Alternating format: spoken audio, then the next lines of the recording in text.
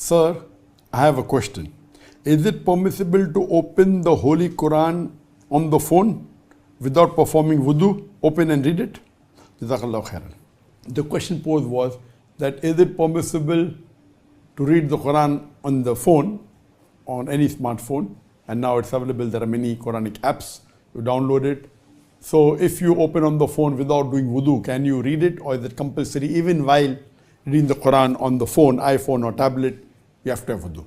Regarding the question that can we touch a Quran, now I'm talking about the Musaf, then I'll come to a tablet or electronic device. First we'll discuss on the topic, is it permissible to touch the Quran, the Musaf of the Quran without wudu? There is a verse in the Quran where people normally quote of Surah Waqia, chapter 56, verse number 77 to 80, that none shall touch the Quran except those who are mutahhareen.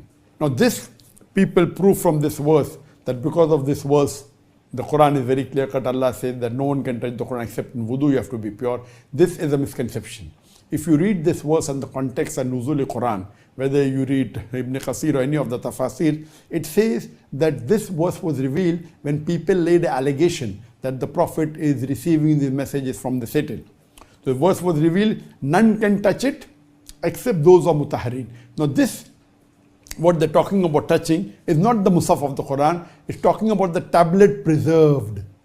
Talking about the Loh-e Mahfuz, not about the Musaf of the Quran. And when it says except those who are mutahhareen, it's not talking about the person being in a state of wudu. It's talking about those, not about physical purity, it's talking about everything, spiritual, everything. This is referring to the angels. So these verses of the Quran, of Surah Waqia chapter 56, verse 77 to 80, when the word mutahharin is used, it's not referring to a human being being in wudu, it's talking about those who are absolutely pure, talking about the angels. So anyone using this verse of the Quran to prove that it should be in wudu is totally wrong. This is talking about the Loh-e Mahfuz, and it is referring to the angels to reply to the allegation that the Prophet is receiving from the Satan. So Satans cannot come anywhere close to the tablet well preserved where the original Loh-e Mahfuz is there. Now coming to the question that is it compulsory to be in wudu when you touch the Quran? There is no Quranic verse that tells you should be in wudu, but there is a hadith of the Prophet ﷺ that when he sent a letter to the people of Yemen, he said that none should touch the Quran except those who are pure. Now there is a difference of opinion among the scholars whether is it fard for a person to be in wudu to touch the Quran. The majority of the scholars say yes, you should, because the word purity has 3 levels. That you should not be in najasat, and the Quran says that every mushrik is najas. Now here it's talking about impurity of soul, not impurity of body. So when they are saying that the mushrik is najas, means impurity of soul. That's one level of impurity. The second is if a person who is in janaba, he is in major impurity or ceremonial impurity. Even though he is called, he may not be in wudu, and if he is not in najasa, he is not in ceremonial impurity, if he is not ejaculated, if he didn't have a sexual intercourse, if the lady is not going under menstruation, then she is yet considered pure even if she is not in wudu, but that's called as the minor state of purity. And the third level is if you are not in wudu, if you are in wudu, then you are totally pure.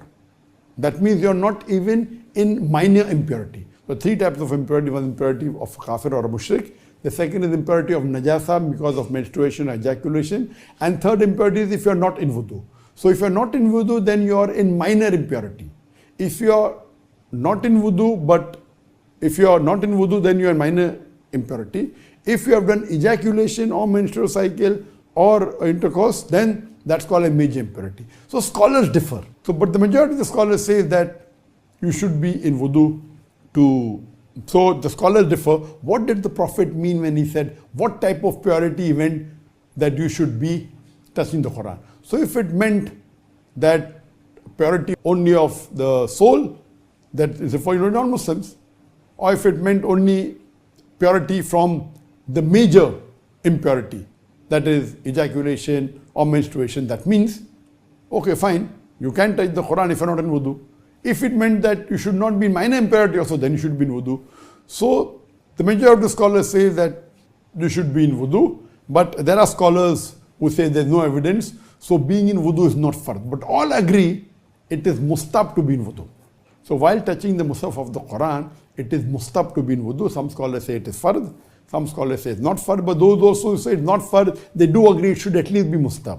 And scholars agree unanimously that if you are in major impurity, if you are in najasa, or if you are have done ejaculation or intercourse, then you should not touch the Quran physically.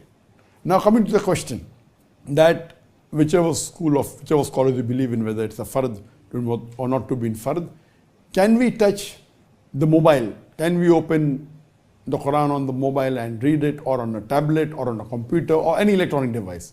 All the scholars unanimously agree that the ruling for touching a mushaf, a copy of the Quran, is not the same for an electronic device, whether it be a mobile phone, whether it be a smartphone, whether it be a tablet, whether it be a computer. This doesn't apply, so there is no question that you should be in wudu. All the scholars agree that reading the Quran, you don't have to be in wudu.